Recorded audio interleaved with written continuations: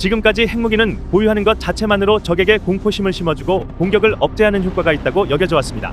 이스라엘, 이란, 북한, 리비아 등 비교적 작은 국가들이 암암리의 핵무기 개발을 추구해온 것도 다 같은 이유입니다.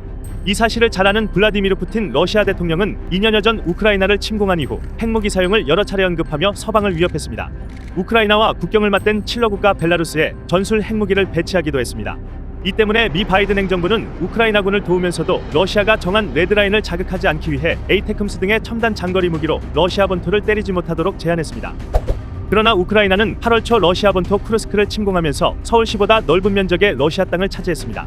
미국 월스트리트 저널은 핵 보유를 선언한 국가가 다른 국가의 본토 침공에 직면한 것은 이번이 처음이라고 전했습니다.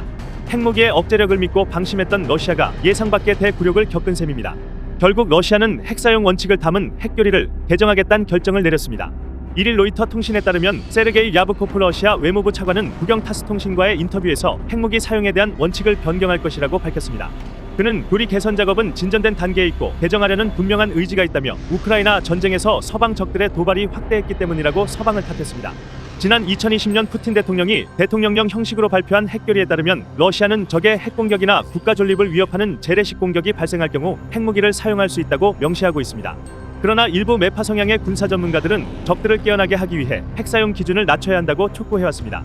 푸틴 대통령은 지난 6월 핵교리는 세계적인 사건에 따라 바뀔 수 있는 살아있는 도구라고 지칭하면서 위협을 느꼈을 때 교리를 수정할 수 있다고 발언했습니다.